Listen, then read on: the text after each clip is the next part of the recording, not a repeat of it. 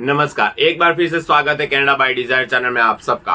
Canada से बहुत बड़ी आप लोगों के लिए खुश खबर आ चुकी है और आप लोगों का पीआर अब बहुत ही जल्द होने वाला है। अगर आपका सीआरएस 470 है, 480 है, 490 है तो कब होने वाला है वो भी आपको बताएंगे पूरा का पूरा इसी वीडियो के अंदर।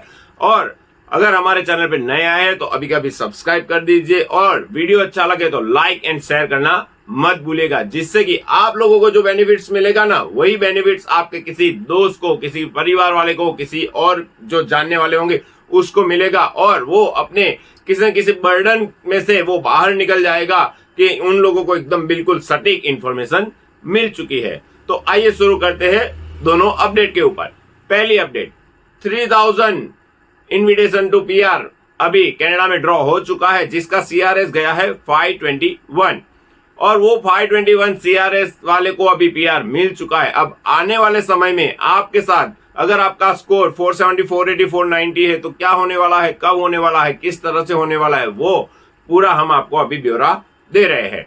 तो हम अभी पहले आप इतना समझ लीजिए कि कनाडा में 521 आप लोगों को अगर पता होता तो आज से 3 महीने पहले यही ड्रॉ 521 के आसपास पहले भी गया था, पर 3 महीने में यही वापिस 6000 इन्विटेशन टू अप्लाई आ चुके, मतलब 6000 लोगों को पीआर देने के बाद भी स्कोर वहां का वहीं आके रुक गया है।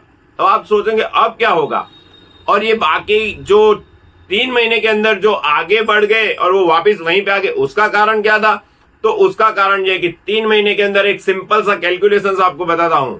इस 3 महीने के अंदर 6000 लोगों ने या 7000 लोगों ने अपनी फाइल्स और भी पीआर की लगाई होगी, जिनके सीआरएस 521 के ऊपर थे, इसीलिए उनके तो निकल गए। उन्होंने किसी तरह से अपना स्कोर गेन किया होगा, जैसे कि अभी गेन करने के लिए क्या है, फॉरेन वर्क एक्सपीरियंस है, और दूसरे लोगों के जो एक्सपीरियंस कम पड़ रहे होंगे उनके एक्सपीरियंस 2 साल वाले होंगे तो 3 साल हो गया होगा, 3 साल वाले होंगे तो 4 साल हो गया होगा। इस तरह से भी शायद उनके स्कोर बढ़ गए होंगे और बहुत सारे लोगों ने फ्रेंच लैंग्वेज टेस्ट भी दे दी होगी, तो उनके भी 25, 50, 100 पॉइंट्स बढ़ चुके हैं या 50 से 60 पॉइंट बढ़ चुके थे, इसीलिए उनके सीआरएस बढ़ गए और उनके सीआरएस बढ़ने की वजह से ही उनके 521 के ऊपर के सीआरएस बन गए थे और उनको इन्विटेशन टू अप्लाई आ गया।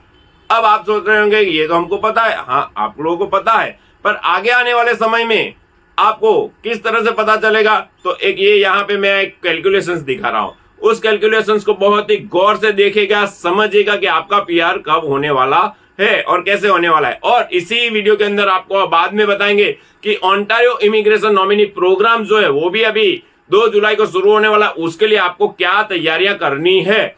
तो पहले आपको आपका पीआर अगर 470, 480, 490, 500 है तो कैसे और कब पीआर मिलेगा? तो पहली चीज समझ लीजिए कि इस कैलकुलेशंस में देख लीजिए कि 601 से लेके 1200 वाले जो आपके सीआरएस वाले हैं उनकी लिस्ट अभी भी 471 की पड़ी हुई है। दूसरे 501 से लेके 600 वाली फाइल, जिसमें से 3000 अभी डाउन हुए हैं, मतलब ये 471 वाले निकल चुके हैं ऑलरेडी। 22,947 दूसरे थे, उसमें से भी 471 माइनस करके जो बाकी के बचे कि भाई 2529 वो और भी डाउन हो गए हैं। अब बाकी बचे जो कैलकुलेशन है 22,947 जो कैलकुलेशन है उसमें से जो कम होने वाले कैलकुलेशन है उसको गिन के बताते हैं तो 20,000 लोगों की फाइल्स अभी भी वहां पे पड़ी हुई है। अभी जून महीने के अंदर 6000 से 7000 सीईसी क्लास वाले के ड्रॉ गए। अब आप कैलकुलेशन लगाए कि अगर आपका सीआरएस 500 है तो अगर एवरेज इसी स्पीड से 6000, 6000, 6000, 6000, 4-6000 के ड्रॉ निकलेंगे ना, जब जाके 4 महीने बाद मतलब जुलाई, अगस्त, सितंबर, अक्टूबर तक आपका सीआरएस 500 के नजदीक नजदीक आ सकता है।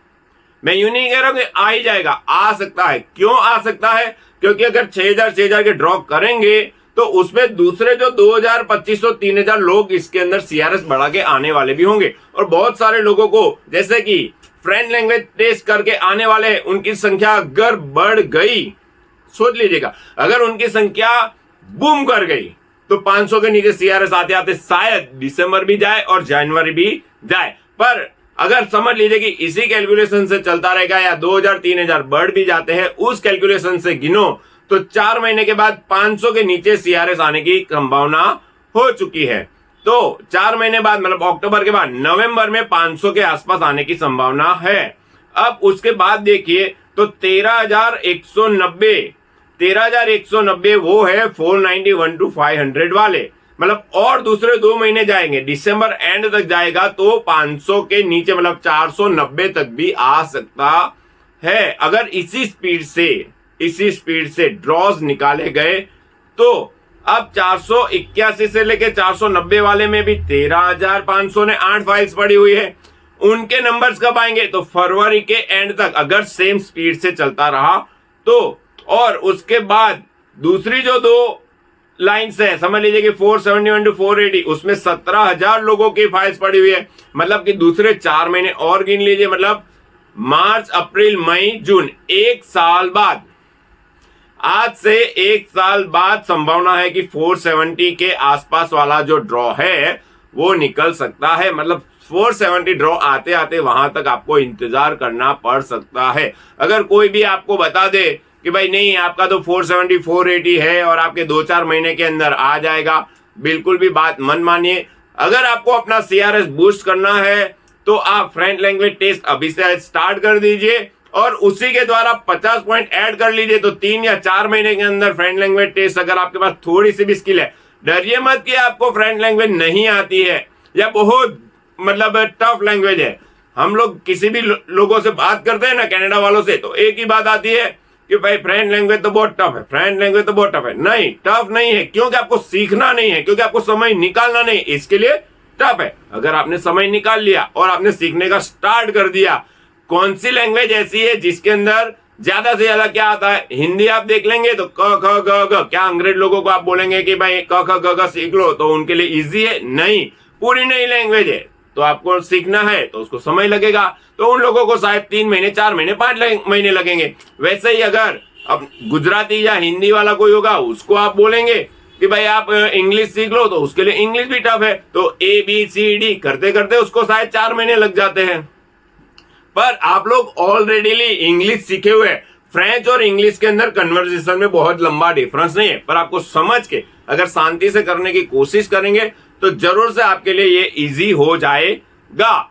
तो आप अपना सीआरएस बूट कर लीजिए। आपका पीआर कब होने वाला है पूरा कैलकुलेशन भी बता दिया। दूसरा बता रहे हैं हम आपको PNP, Ontario immigration nominee program, OINP का जो पोर्टल है, वो नया पोर्टल बहुत ही जल्द शुरू होने वाला है। जिस दिन से शुरू हो उससे पहले एम्प्लॉयर जॉब ऑफर लेटर आपके हाथ में होना चाहिए। अगर आपके पास एम्प्लॉयर जॉब ऑफर लेटर वाली स्ट्रीम में जा रहे हैं तो, और अगर आप जो स्टूडेंट स्ट्रीम में जा रहे हैं तो उसके सारे के सारे डॉक्यूमेंट वेरीफाइड करके, कि जो जो डॉक्यूमेंट्स है वो वेरीफाइड करके अपने पास रख लीजिए। बहुत ही आसानी से आपको OINP में अगर एंट्री मिल गई ना तो आपके पीआर बहुत ही जल्द, जैसे ये 6 महीने 12 महीने वेट करना पड़ रहा है ना, वो नहीं होगा। क्योंकि OINP के अंदर इन लोगों को 10,000 लोगों को पीआर देना है इस साल में 2025 में, जिसमें से इन लोगों ने अभी तक सिर्फ 3,000 या 3,500 ही ड्रॉज में पीआर दिए गए हैं। तो अभी भी आपके पास 6,500 लोगों के पीआर करने के बाकी है OINP के अंदर,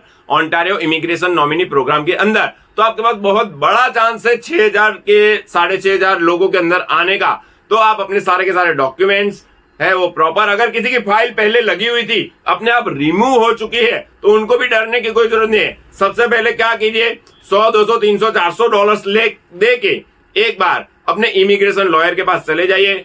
शायद जुलाई महीने के अंदर कहीं ना कहीं ये 2 तारीख के बाद की इनकी जो बताई गई है डेडलाइन के 2 तारीख के बाद नया पोर्टल शुरू होने वाला है। तो आप कभी भी ऐसा नहीं कि 2 तारीख को ही कीजिए, 2 तारीख के बाद जब आपको टाइम मिले एज अर्ली एज पॉसिबल आप अपनी OINP की फाइल, अगर ओंटारियो में आप रह रहे हैं तो आप अपनी OINP की फाइल बिल्कुल ही व्यवस्थित तरीके से एनालिसिस करा दीजिए और अपने इमिग्रेशन लॉयर को बोलिएगा अगर मेरी एलिजिबिलिटी है तो उसके अंदर आप लगा दीजिए। और अगर एम्प्लॉयर जॉब ऑफर स्ट्रीम वाले में आप जा रहे हैं तो एम्प्लॉयर जॉब ऑफर की जो लिस्ट है बहुत ही लंबी लिस्ट है, जिसको हम आने वाले वीडियोस में बताएंगे कि इस बार ओंटारियो में बूम कर दिया है कि इतने सारे एम्प्लॉयर जॉब ऑफर लेटर्स आपको इतने सारे एम्प्लॉयर दे सकते हैं, जिसमें 100 से ऊपर कंपनी की लिस्ट आ चुकी है जो हम आने वाले समय में आपको देने वाले हैं। तो आप बिल्कुल हमारे चैनल के साथ इस जॉब ऑफर लेटर की चाहिए आपको लिस्ट, तो हमारे चैनल को अभी कभी सब्सक्राइब कर दीजिए। वीडियो अच्छा लगा तो लाइक कर दीजिए, अपने सारे दोस्तों के साथ शेयर कर दीजिए। And all the best for your PR। Thank you.